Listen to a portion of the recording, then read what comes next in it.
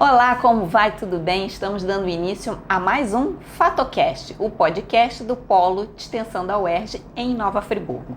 Nosso endereço no Instagram você confere aqui na tela, Polo UERJ Nova Friburgo.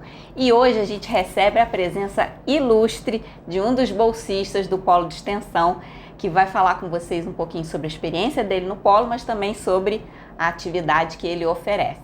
Estou falando do Mestre Caroço. Bem-vindo, Mestre Caroço. Muito obrigado, Rosa. E vai ser um prazer poder falar um pouco com vocês, divulgar, falar um pouco dessa arte, falar um pouco do meu trabalho lá no Polo.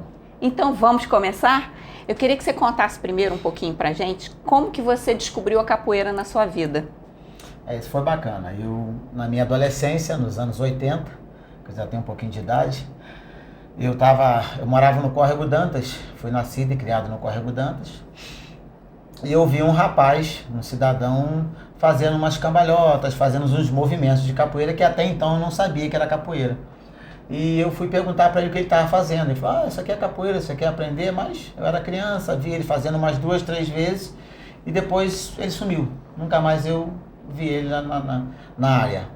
E depois a gente começou a se juntar os amigos, e um já tinha um pouquinho de experiência, um já fazia também com o outro, e começamos a treinar capoeira por nós mesmos. Juntava as crianças de molecada do morro, e treinava e dançava, não sabia. E depois, em 86, veio uma capoeira para a academia aqui em Friburgo, na academia do Márcio Monerá. Foi quando eu ingressei na capoeira de didática mesmo, com doutrina, com ensinamento técnico, para mim poder chegar até hoje. E é uma formação, como é que acontece isso? Você falou agora que você entrou para uma academia, que aí de forma didática você foi aprender. Existe uma formação básica? Quanto tempo leva? Como é que funciona isso? Geralmente é praticamente como as outras artes marciais. Leva um pouco mais de tempo do que as outras, mas basicamente a mesma coisa. Você entra, tem os primeiros movimentos básicos, você começa a aprender, aí todo ano tem um exame, você presta um exame, uma prova prática, para você demonstrar os movimentos que você aprendeu durante o ano, e uma prova teórica. Você também tem que estudar sobre a capoeira, saber de onde ela veio, que a capoeira é nossa, é brasileira, então tem que conhecer a fundo a história da capoeira para você ir galgando o seu patamar para você um dia chegar a mestre de capoeira. E aí você disse que você entrou para a academia em 86. Depois de quanto tempo você começou a dar aula? Eu comecei a dar aula bem antes, digamos, do que era para ser, do tempo que se exige para poder dar aula. Porque naquela época não tinha tanta capoeira aqui na cidade, não tinha nenhuma capoeira. Você foi um autodidata, você foi aprendendo meio que sozinho? Não. A gente tinha um rapaz que já fazia capoeira em cachoeiras de Macacu, e ele descia para treinar e a gente fazia junto ali, brincava. Aí veio a capoeira para academia.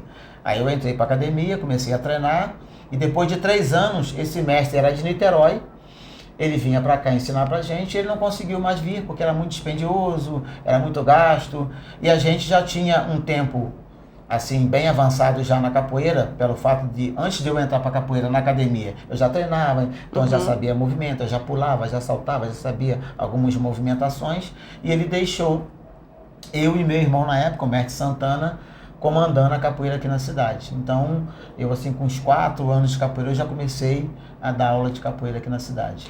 Agora, me explica uma coisa. Mestre Caroço. Mestre, tudo bem, porque você é mestre em capoeira. Por que Caroço? Caroço é um apelido de infância, mas na capoeira, por se manter a tradição, todo mundo tem um apelido. É raro, às vezes, as pessoas que não têm apelido, mas a grande maioria tem um apelido, porque a capoeira foi proibida, era marginalizada. Então, capoeira, para poder continuar treinando, ele escondia o seu próprio nome e só tinha o apelido. Então, quando a polícia procurava, eu queria procurar a Rosa, que seu nome não era Rosa. Não sei quem é Rosa. Era um apelido, não sabia a identidade da pessoa. Mas no meu caso, quando eu entrei para capoeira, eu já tinha um apelido de Caroço, que eu fiquei com um furúnculo debaixo do braço, então eu tinha que andar nos 2 braços. Eu andava com os braços abertos. Aí a molecada daquela época, né? Hoje em dia é o bullying de hoje em dia. Aí Caroço, tá com Caroço, aí ficou Caroço. Aí quando eu entrei para capoeira, na academia, o mestre quis colocar um outro apelido que era até um jogador de futebol da época, o Sidney, eram dois, Sidney e Miller. Então eu tinha um cabelinho cacheado, já tive cabelo, era um cabelinho cacheado, encaracolado. Aí tentou trocar o apelido, mas não vingou, a galera continuou chamando de Caroço, então ficou Caroço, e hoje em dia é só Mestre Caroço. A minha identidade na cidade, no mundo da capoeira, aonde eu vou, aonde eu apareço, é Mestre Caroço. Não tem um nome. O seu apelido é a sua identidade na capoeira. Agora, Mestre Caroço, eu sei que, como outras práticas, né, a capoeira, ela não ensina só você jogar, né? Se fala jogar capoeira, não é isso? Sim. Tem toda uma filosofia, né? Fala um pouquinho pra gente do que é a capoeira, né? O que ela transmite, qual é assim, a mensagem que a capoeira passa. A capoeira, ela nasceu de uma necessidade de libertação, né? Ela nasceu do povo preto, que precisava se libertar da escravidão, então ela nasceu como arte marcial. Uhum. Ela é uma luta, ela é uma arte marcial. Ela é para luta, ela é para guerra, ela é para se defender. Mas com o passar dos anos, né, como todas as artes marciais hoje em dia são ensinadas da mesma forma, a capoeira ela tem uma facilidade de encantamento que é não só o gingado da dança, da luta, mas a musicalidade. A capoeira tem esse ritmo, essa musicalidade que foi implementada também nela para disfarçar ela, para que ninguém soubesse que eles estavam praticando uma luta. Então eles colocaram a música para fingir que estavam dançando, e quando os senhores chegavam para ver o que eles estavam fazendo, os escravos na senzala, eles estavam dançando. O capitão do mato voltava, os senhores de engenho voltavam para casa, eles voltavam a treinar capoeira. E a capoeira tem esse propósito de ser uma arte encantadora, que faz com que qualquer pessoa que passe ao redor, que veja uma roda de capoeira, queira participar, porque a música te encanta, envolve, né? Envolve, não tem como, é igual um samba, né? Você tá parado, você escuta o samba, você começa a se mexer, mesmo sem saber sambar. E a capoeira tem isso, de atrativo na capoeira. E a base da capoeira é o companheirismo. Você não consegue, é uma atividade de grupo. Você não consegue fazer uma capoeira, treinar uma capoeira sozinho. Você até treina, mas não tem a mesma beleza, a mesma eficiência que se tiver um grupo. Então, se eu vou treinar com você e eu te agredir, amanhã você não volta. Então, eu vou treinar com quem? Não tem com quem treinar. Né? Então, o propósito da capoeira é isso. É fazer com que todos se sintam bem, trazer todo mundo para próximo. A gente tem os contatos normal, como qualquer atividade física tem, num vôlei, que até a distância um do outro tem um contato. Às vezes sobe na rede, uma acerta a mão no outro, acerta a mão no rosto. E na capoeira não seria diferente, é uma luta. Mas o principal não é a agressão, é o contrário, é preservar, é cuidar, é tentar manter a integridade do outro. Mestre Caroço, agora eu queria que você falasse um pouco dessa sua experiência a partir do polo de extensão da UERJ, né? Eu sei que você está atuando em escolas, com crianças, e como é que foi começar essa atividade, né, com essas crianças? Como é que se desenvolveu esse trabalho? Eu queria que você desse uma geral para a gente sobre isso.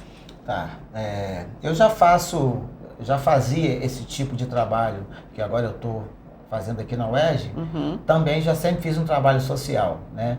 Eu tenho projetos, eu tenho alunos que começaram comigo em projeto social, igual esse do Polo, que hoje fazem o mesmo trabalho que eu faço, também mantém um projeto social, e ele veio de um projeto social, vários. Então eu não tive uma dificuldade para fazer esse tipo de trabalho, porque eu já realizo isso há muitos anos, mas é sempre encantador você começar em uma área diferente, em uma criançada que você não conhece, em poder transmitir algo de bom para essa criançada, a cultura, o respeito, a disciplina, né, o companheirismo. Então é muito gratificante, e eles abraçaram a capoeira de uma forma que encanta a gente, e a cada dia é um trabalho diferente, cada dia você tem uma surpresa, cada dia você se surpreende com um aluno que não conseguia fazer um certo movimento, o outro amigo ajuda ele a fazer. Então a gente procura passar que todo mundo tem que cuidar de todo mundo tem que se preocupar com todo mundo. E eles foram muito receptivos com a capoeira. Agora, eu sei que você dá aula tanto para meninos quanto para meninas. Principalmente você tem um trabalho específico na Casa Madre Roselli, que são só meninas. Existe alguma diferença de você ensinar a prática da capoeira para meninos e meninas, ou é a mesma coisa? Ou a forma como meninos e meninas recebem, tem alguma diferença? A forma de ensinar é a mesma. A forma de ensinar é a mesma. Mas eu vejo que hoje em dia as mulheres, as meninas, têm uma aceitação maior, têm uma procura maior. Inclusive eu tenho mais alunos da área feminina, mais mulheres treinando, até mesmo fora do polo, do que meninos. Mas a menina, ela tem uma percepção maior, ela tem vamos colocar assim, não é um respeito, mas o comportamento da menina é diferente. E isso faz com que ela tenha mais concentração, tenha mais facilidade em lidar com alguma situação de você chamar a atenção, de você ser um pouco mais rígido, porque não sei, pelo fato dela querer mais, porque as mulheres sempre foram excluídas de tudo, né? As mulheres sempre foram segundo plano, o machismo sempre existiu, sempre vai existir, então as mulheres eram sempre segundo plano, e hoje em dia que elas têm essa porta aberta para poder chegar, então elas querem abraçar, elas querem fazer tudo, elas querem participar de tudo e se entregam de verdade mesmo, com o coração. É muito bacana. Eu imagino que sim, né? Eu já vi alguns depoimentos, principalmente de alunas, né? E vi de um menino que por acaso me chamou a atenção porque ele fala alguma coisa no sentido da disciplina, né? Tipo assim, eu jogando capoeira, eu praticando a capoeira, eu deixo de fazer coisas erradas, eu deixo de fugir daquilo que deve ser, né? Então, acho que a capoeira tem muito disso, como ela ensina essa coisa do conjunto, né, do grupo, ensina também que você tem que ter o respeito, como você já falou, e a questão da disciplina, né? A capoeira, o que acontece na roda de capoeira acontece na sua vida lá fora. Se você agride alguém na roda, alguém pode te agredir lá fora. Então a pessoa cresce com esse pensamento de que se eu tenho que respeitar a pessoa que está aqui na roda de capoeira, por que não respeitar quem está lá fora? Para treinar a capoeira nos projetos, o aluno tem que estar matriculado na escola, tem que ter nota boa, tem que entregar o boletim. A gente faz reunião com os pais para saber como é que está o comportamento dentro de casa. Então é todo um trabalho em conjunto para que essa criança receba a melhor atenção possível, o melhor carinho possível. Não é simplesmente só chegar e dar uma pernada, ensinar para ele a bater. Não, a gente procura abraçar num todo. A escola, os pais, uma recreação, poder um lazer, uma atividade que seja lúdica, que seja agradável tanto para eles quanto para a gente. Você tem noção de quantos alunos você já teve até hoje? Faz as contas aí, não consigo não. Já teve eventos em que eu realizei que eu tinha 400 alunos. Nossa! Só para pegar a graduação. O último que eu fiz agora foi dia 4 de dezembro, foram 100 alunos que participaram. Então é sempre assim, 100, 200, 300, 100, todo ano. Mas sem contar as pessoas que entram, ficam 2, 3 meses e saem, as pessoas que ficam alguns anos e depois saem. Não tem como calcular aqui em Friburgo a quantidade de alunos que eu já tive desde a década de 80. Muitos milhares então, né? Muitos. Hoje em dia eu vejo, tem pessoas que passaram por mim, hoje em dia já são pais de famílias, o filho vem treinar capoeira comigo, já teve até neto que vem treinar capoeira comigo. Que legal. Tem gente que adianta, é rápido, né? Adianta, já vira pai rápido, já vira avô rápido, e às vezes o neto vem fazer capoeira comigo, faz numa creche, faz numa escola onde eu dou aula. Então isso é muito, muito prazeroso isso. Eu sei que obviamente que isso varia de pessoa para pessoa, de aluno para aluno, mas tem uma média assim de tempo que você normalmente a pessoa, vamos falar de criança porque a gente está falando mais do polo de extensão, que uma criança leve para ela pegar bem os movimentos básicos? Tempo não tem, a gente não pode determinar um tempo porque isso é de pessoa para pessoa. Uhum. Tem uns que têm coordenação motora 100%, tem uns que têm coordenação motora 0%. Tem criança que não consegue bater palma e cantar ao mesmo tempo. Tem criança que não consegue marchar e levantar um braço. Eles não têm lateralidade, não sabem onde é a esquerda, onde é a direita. Não tem noção de espaço. Então é de pessoa para pessoa, tanto criança até mesmo como adulto, né? Mas assim, a gente consegue perceber que com o trabalho, com a insistência, com a dedicação, eles rapidamente conseguem se adaptar à atividade e desenvolver muito fácil. E criança tem a facilidade, né, de desenvolver. É verdade. Para criança é tudo mais fácil, tudo mais né? Fácil. A gente estava conversando antes aqui de começar a gravar, dei meu depoimento para o mestre Caroço, que eu sempre achei a capoeira uma prática assim, como ele mesmo disse, encantadora, né? Aquela música envolve o som do berimbau, as palmas coordenadas e todo mundo jogando. É muito bonito de ver. E é muito bacana também porque é uma coisa que a gente pode ter orgulho enquanto brasileiro, né? Porque é uma coisa, nossa, assim, tudo bem que as origens devem remontar à África, né? Deve ter vindo... E aqui criou-se, né? Lapidou-se, transformou-se e a gente hoje tem a capoeira que é mundialmente reconhecida como uma arte marcial do Brasil, não é isso? Exatamente, é patrimônio. Em 2008 ela foi tombada como patrimônio nacional e em 2014 a Unesco tombou como patrimônio imaterial da humanidade. A roda de capoeira e o ofício de mestre. Então é escrito nos livros de saberes que a roda de capoeira e o ofício de mestre capoeira é patrimônio da humanidade brasileira. Que bacana, que bacana.